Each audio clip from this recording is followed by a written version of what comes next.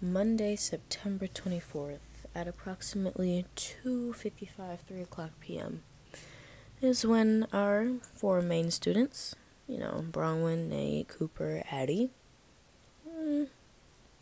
starting to try to think of a new name for them.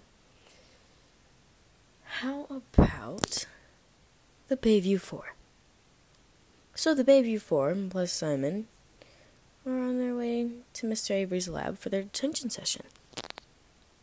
Here's what they all claim. They were set up.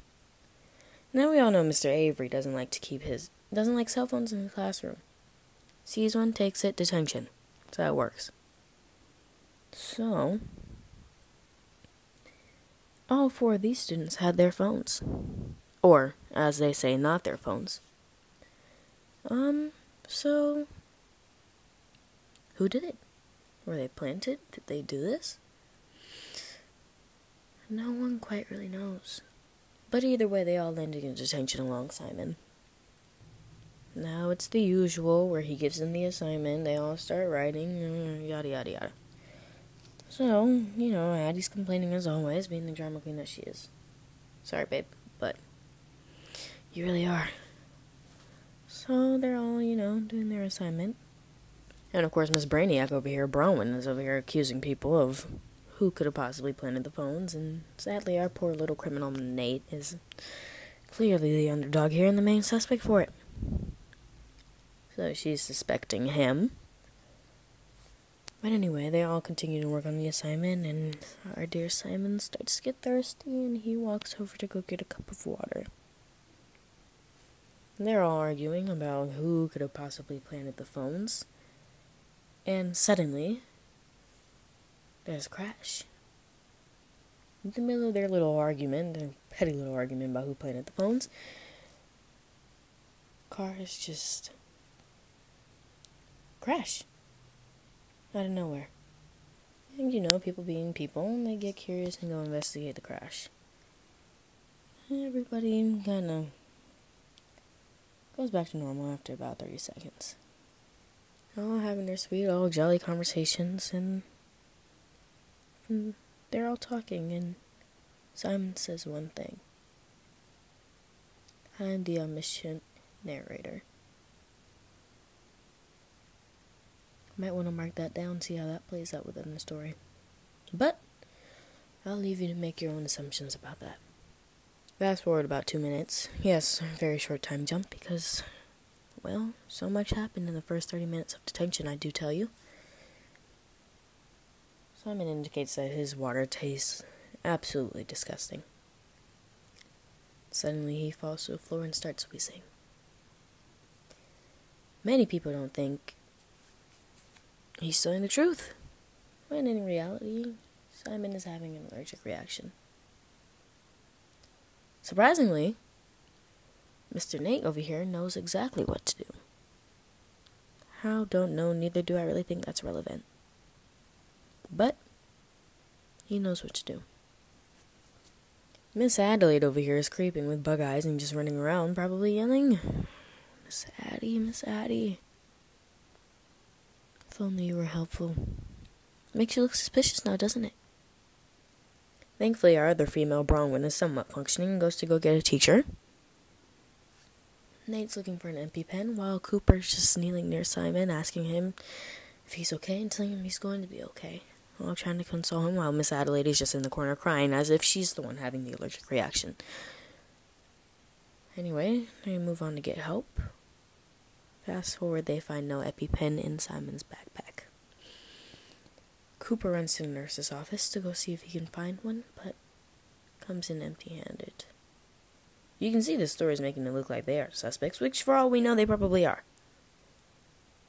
But who knows? Once again, I'm just a narrator. No personal feelings here. Thankfully, about 15 minutes in, paramedics arrive. Only problem is we don't know whether Simon's going to make it or not. But I think at this point we all know what happens. Fast forward to about an hour and 55 minutes. Our Bayview 4 headed back home. after that terrible, traumatizing ordeal they went through in the detention room. At this point, they've got an update about Simon's condition. Bronwyn received the call saying that Simon did not make it. Now let's pause for a minute. Discuss this. Everyone most likely holds a grudge against Simon. He knows everybody's secrets, or sadly, should I say, knew. Didn't matter who you were, what you did. But Simon did hold grudges, so better have watched out to what you did to him. But yeah, most likely these four did have a grudge against him. Not that we know right now. Well, I do. You don't. But we'll uncover that later. So, my dear lovely listeners, my question to you is, are they guilty?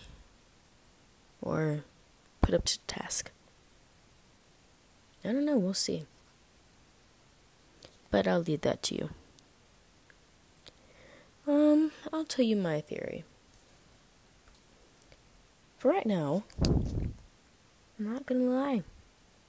Your dear Blue Fox is a little bit stuck. Just seems a bit too convenient, doesn't it?